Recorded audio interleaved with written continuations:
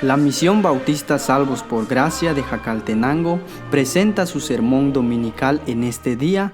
Gracias por acompañarnos y esperamos que sea de bendición para su vida.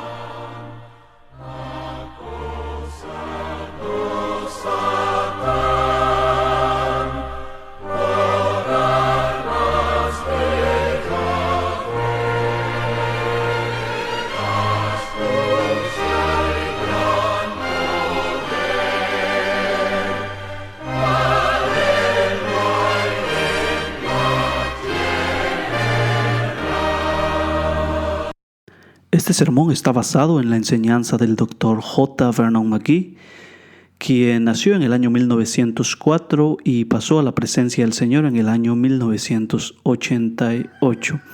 El contenido de este mensaje forma parte de un sermón que predicó el Dr. McGee mientras servía como pastor de la Church of the Open Door, iglesia de la Puerta Abierta en Los Ángeles, California, donde él sirvió desde 1949 hasta 1970. El sermón de este día se titula ¿Es posible que una persona salva jamás se pierda? Esta es una pregunta y, a mi parecer, es la pregunta más importante que los cristianos se hacen. Es una pregunta tan fundamental que se debe de responder basado en las enseñanzas bíblicas. Entonces, esta pregunta la vamos a responder de acuerdo a la Biblia y vamos a citar al predicador J. Vernon McGee. Porque es imposible que los que una vez fueron iluminados y gustaron del don celestial y fueron hechos partícipes del Espíritu Santo, y asimismo gustaron de la buena palabra de Dios y los poderes del siglo venidero, y recayeron, sean otra vez renovados para arrepentimiento, crucificando de nuevo para sí mismo al Hijo de Dios y exponiéndole a vituperio. Hebreos capítulo 6, versículos 4 al 6. Este es uno de los pasajes y versículos bíblicos más controversiales. Y empezaremos el sermón así. Este es, a decir de todos, el pasaje más difícil en la Biblia para que un intérprete satisfaga a todos, no importa su posición teológica. El Dr. R. W. Dale, una de las grandes mentes en el campo del escolasticismo conservador, escribió: «Sé cómo este pasaje ha hecho temblar al corazón de muchos hombres buenos. Surge en el Nuevo Testamento con una grandeza melancólica, estricta, portentosa, terrible, sublime, como el monte Sinaí cuando el Señor descendió sobre él en fuego, y nubes amenazantes le rodeaban, y truenos y relámpagos, y voces sobrenaturales le dijeron que Él estaba allí». Cada persona reverente ha venido a este pasaje en particular de la Escritura con asombro y maravilla. Y cada persona sincera ha venido a este pasaje con un sentido de insuficiencia. Y por cierto que es así como nos aproximamos a él ahora. Al ir al corazón de un estudio de estos versículos, inmediatamente estamos confrontados con el hecho asombroso de que los comentaristas bíblicos generalmente han evitado este capítulo. A un tal hombre como el Dr. G. Campbell Morgan, el príncipe de los expositores, lo han evitado por completo en su libro God's Last Word to Man, la última palabra de Dios al hombre. Sin embargo, cuando encontramos las interpretaciones disponibles y hacemos un resumen de cada uno, entendemos perfectamente por qué los hombres han escogido permanecer fuera de esta escena de confusión. En el interés de una búsqueda honesta para el significado evidente de estos versículos, vamos a examinar algunas de las interpretaciones. En la primera interpretación, es para mí la menos satisfactoria de todas. La enseñanza sugerida aquí es que los cristianos mencionados están perdidos. Eso es, fueron salvos una vez, pero entonces perdieron su salvación. Hay muchos que mantienen esa posición y la mayor parte de ellos mismos son verdaderos cristianos renacidos. Pero al mantener esa posición, están tan incómodos en esa creencia como yo cuando tomo un avión, cuando viajo. Ahora, yo estoy tan seguro en ese avión como los demás que están allí, pero yo no lo disfruto como el piloto. Hay muchas personas hoy que no están seguras en cuanto a su salvación. Por lo tanto, no la están disfrutando. Sin embargo, ellos están salvos si han fijado su confianza en Cristo como su Salvador.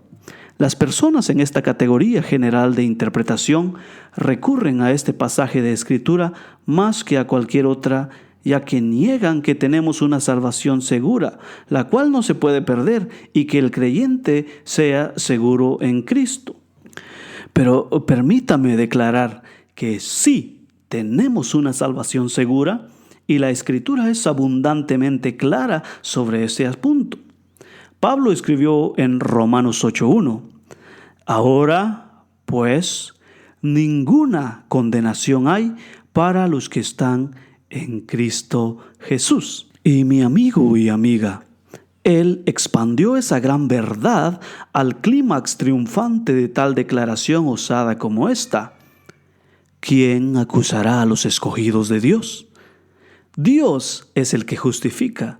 Romanos 8:33. El trono de Dios está detrás del hombre más débil y humilde que ha venido a confiar en Cristo.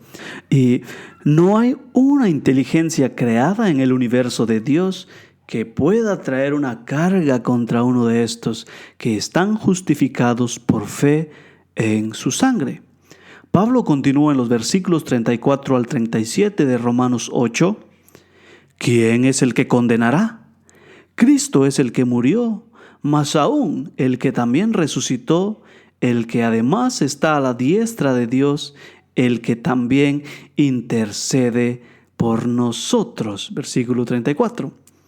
Absorba estos versículos en su mismísima alma. Vea cómo las palabras de Pablo establecen esta poderosa muralla de seguridad. ¿Quién nos separará del amor de Cristo? ¿Tribulación?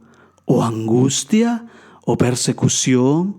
¿O hambre? ¿O desnudez? ¿O peligro? ¿O espada? Como está escrito: por causa de ti somos muertos todo el tiempo, somos contados como ovejas de matadero. Antes, en todas estas cosas somos más que vencedores por medio de aquel que nos amó. Versículos 35 al 37. Y si se necesita más seguridad, lea los versículos 38 y 39. Por lo cual estoy seguro de que ni la muerte, ni la vida, ni ángeles, ni principados, ni potestades, ni lo presente, ni lo porvenir, ni lo alto, ni lo profundo, ni ninguna otra cosa creada nos podrá separar del amor de Dios, que es en Cristo Jesús, Señor nuestro. ¿Encuentra usted algo aquí que pueda robarle su salvación y pueda apartarlo eternamente de Cristo? Pablo aquí, o la palabra de Dios aquí, cubre completamente todo lo que nosotros nos podemos imaginar. No hay nada ni nadie que pueda separarnos del amor de Dios. Aquí se nos da la garantía que nada nos puede separar del amor de Dios. Nada que se ve, nada que no se ve, nada que sea natural, nada que sea sobrenatural nos puede separar del amor de Dios que es en Cristo Jesús. Así que, hermano, el diablo ni sus ángeles no pueden robarnos nuestra salvación. El Señor Jesús mismo hizo esta tremenda declaración de nuestra absoluta seguridad.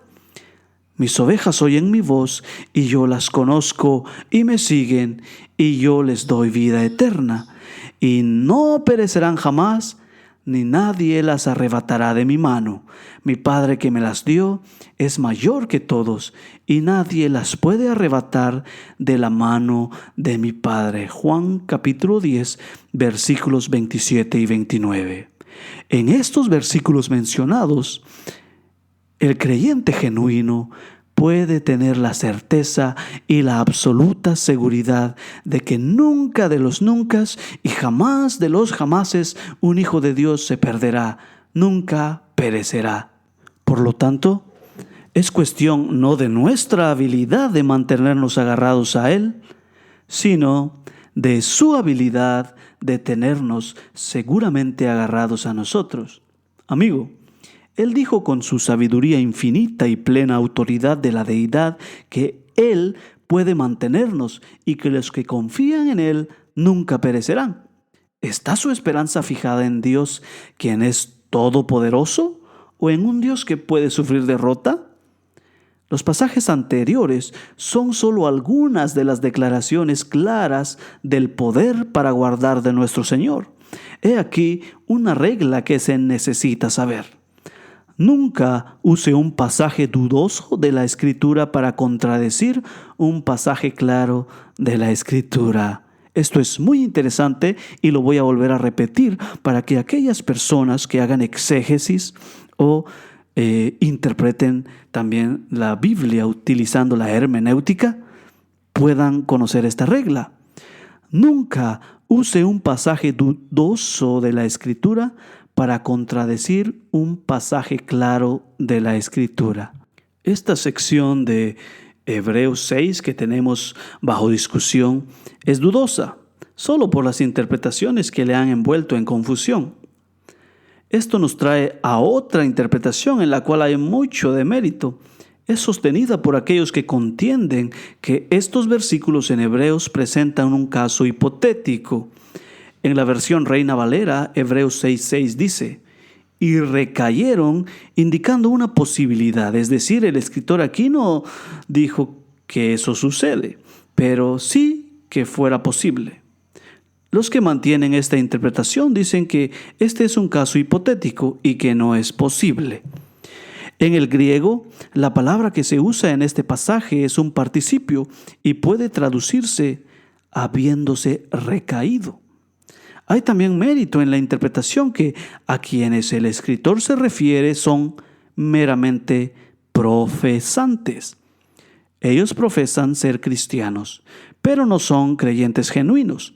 Personalmente, yo no acepto esta interpretación, aunque escolásticos como Matthew Henry, el Dr. Grant y el Dr. John Darby piensan así, como también el Dr. C.I. Scofield en su excelente Biblia de referencia.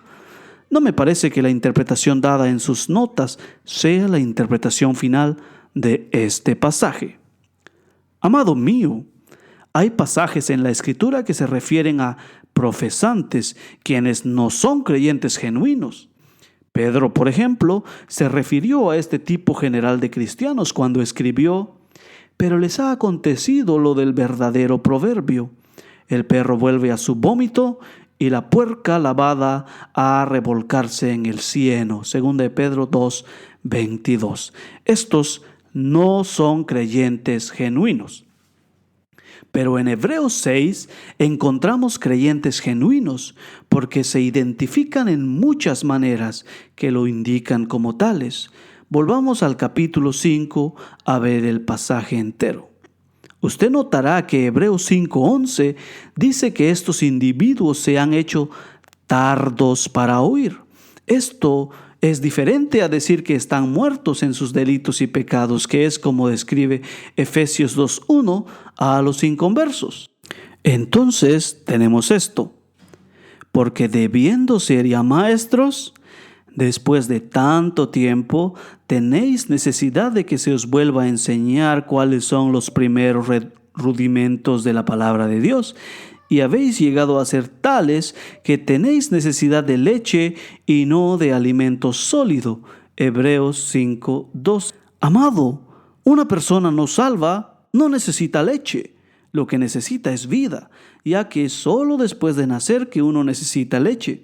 Entonces el versículo 13, el escritor a los hebreos les llama bebés, porque él dice que todos los que usan leche son inexpertos en la palabra de justicia y por lo tanto un bebé y finalmente Por tanto, dejando ya los rudimentos de la doctrina de Cristo, Hebreos 6:1, les urge a estos creyentes que no se queden en el principio de la experiencia cristiana, sino que sigan a una vida fructífera.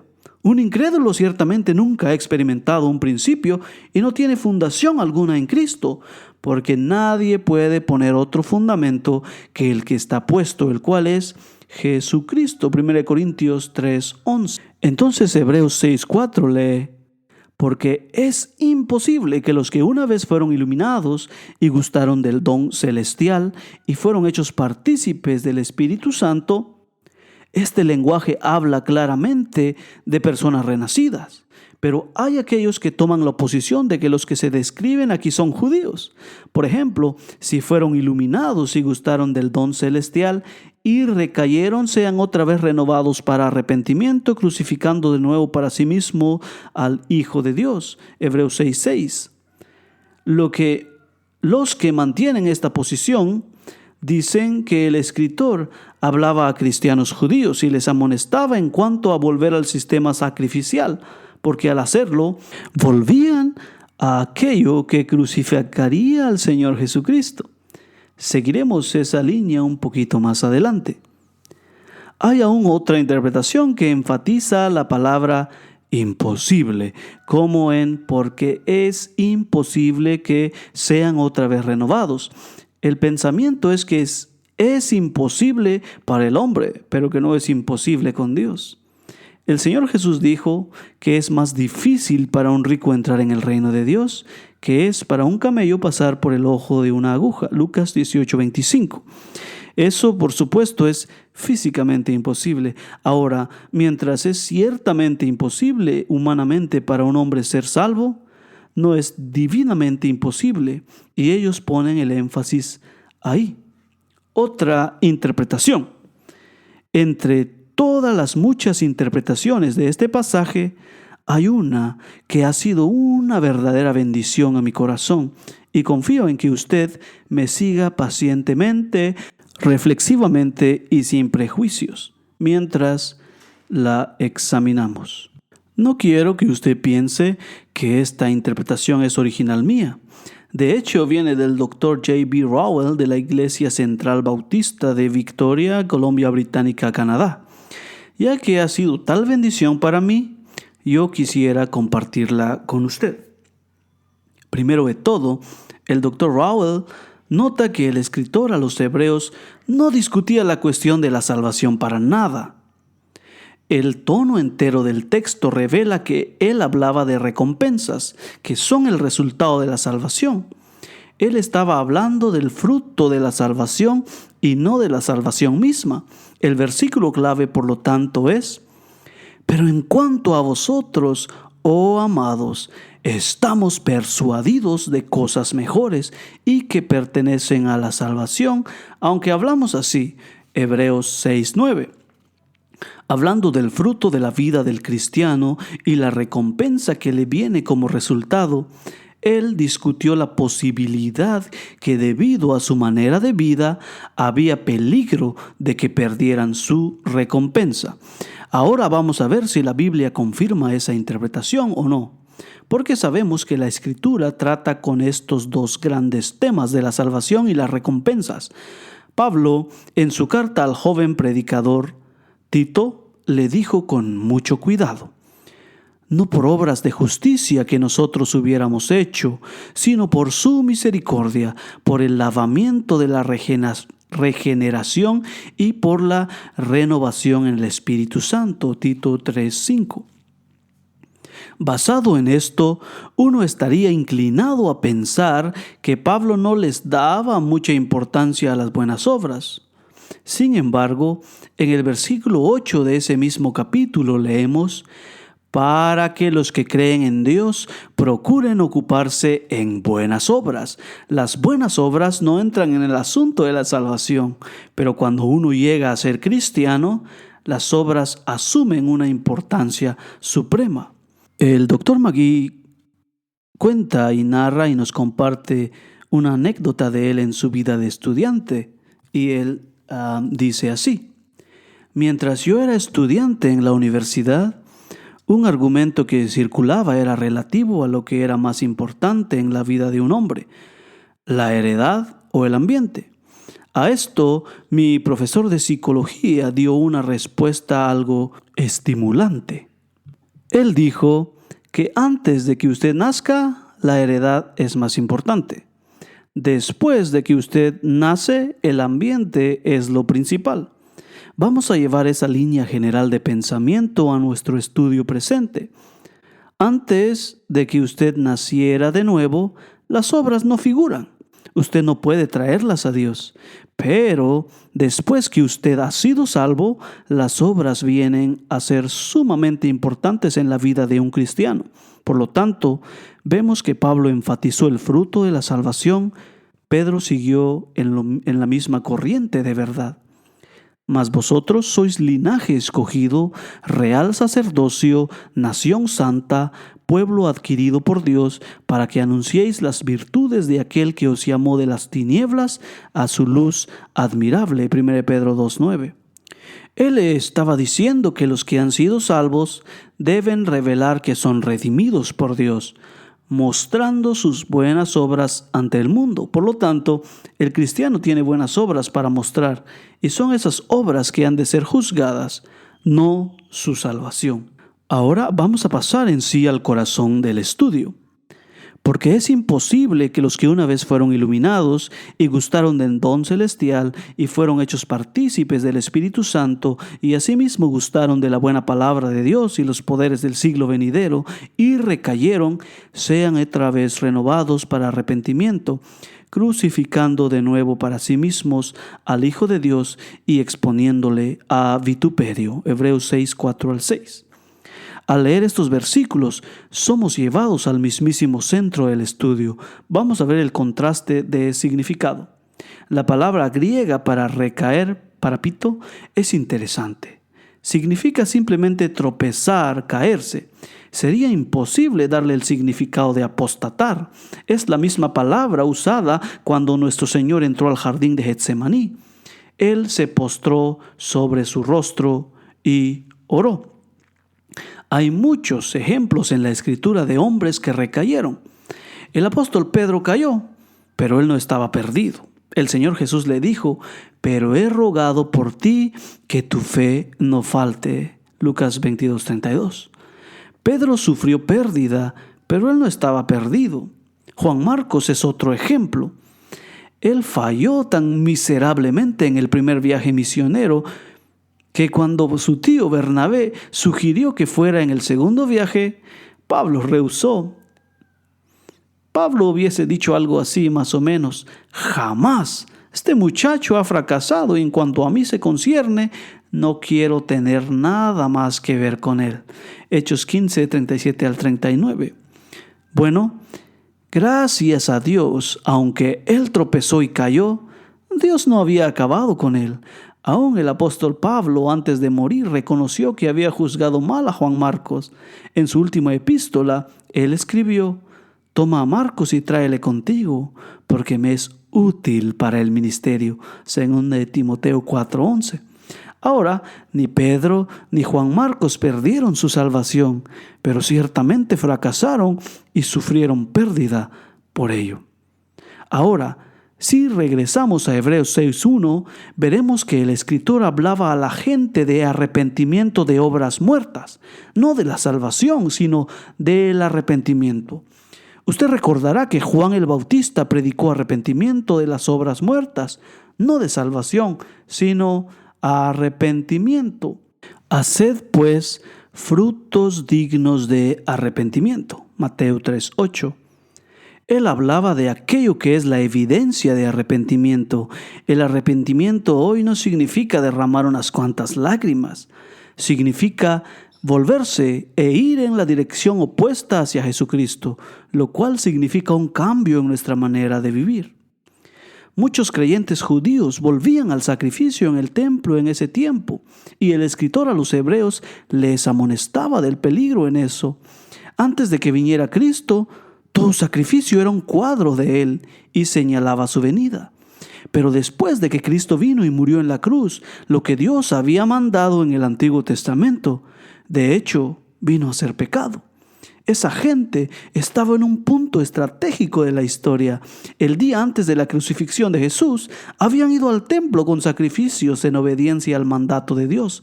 Pero entonces era incorrecto para ellos hacerlo. ¿Por qué? Porque Jesús había venido a hacer sacrificio una vez por todas. Hoy, si usted ofreciera un sacrificio sangriento, usted estaría sacrificando de nuevo al Señor Jesús, porque usted estaría diciendo que cuando Él murió era para nada, que usted todavía necesita un sacrificio para encargar su pecado. Significaría que usted no tuviera fe en su expiación o en su muerte, en su redención, como ha dicho alguien. O crucificamos o coronamos al Señor Jesús por nuestras vidas. Hoy exhibimos o una vida de fe o una vida por la cual le crucificamos de nuevo.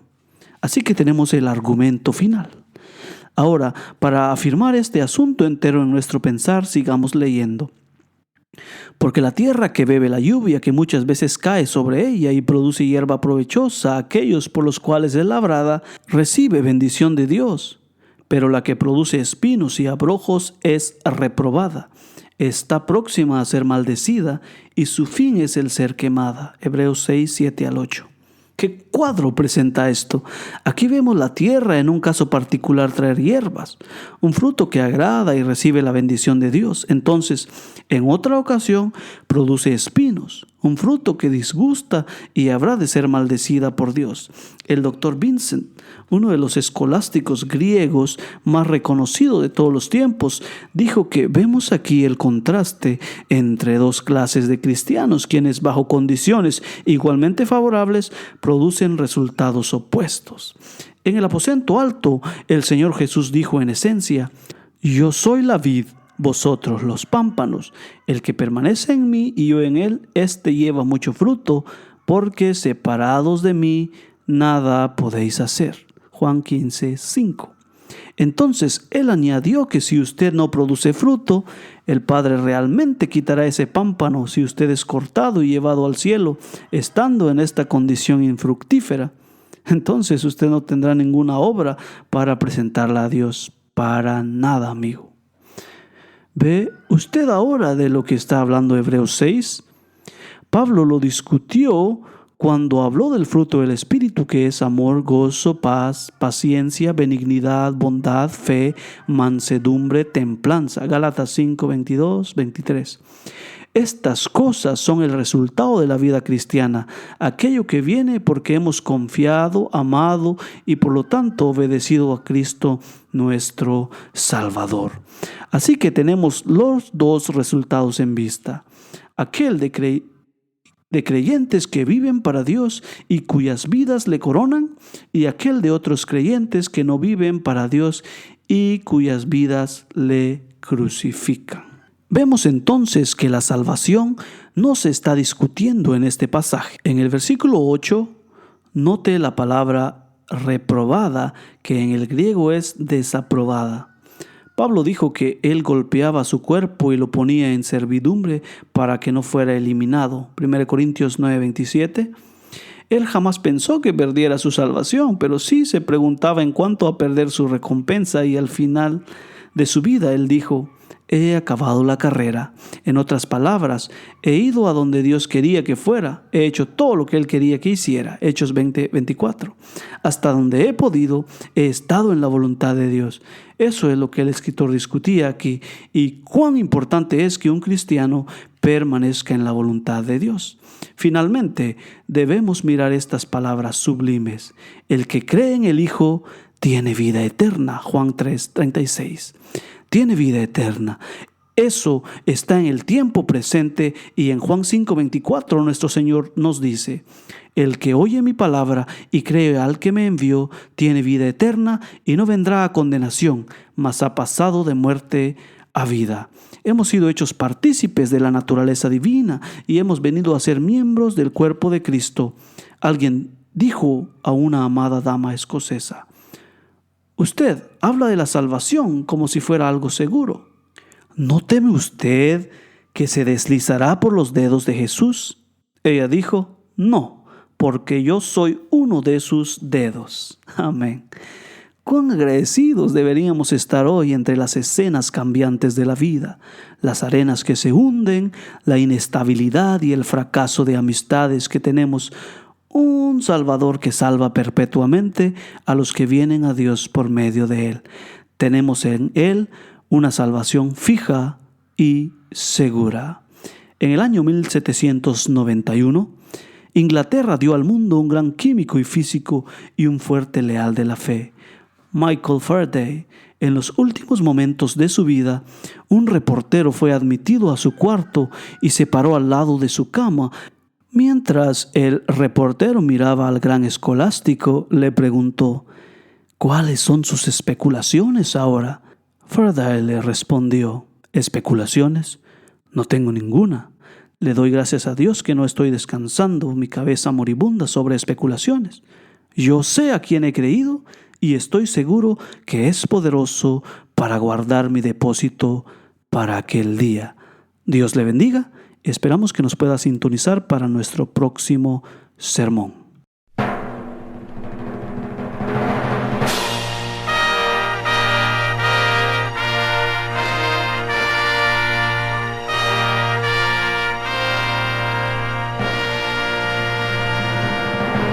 Gracias por sintonizarnos, esperamos que pueda escucharnos el próximo domingo. Si desea comunicarse con nosotros, no dude en hacerlo llamando a los teléfonos 4940-6791 y 4008-0815. Puede también escribirnos al correo electrónico mbsalvosporgracia@gmail.com. Dios le bendiga. Este programa fue presentado gracias al patrocinio de la Iglesia Bautista del Calvario de Alameda, California, y de hermanos que apoyan este ministerio.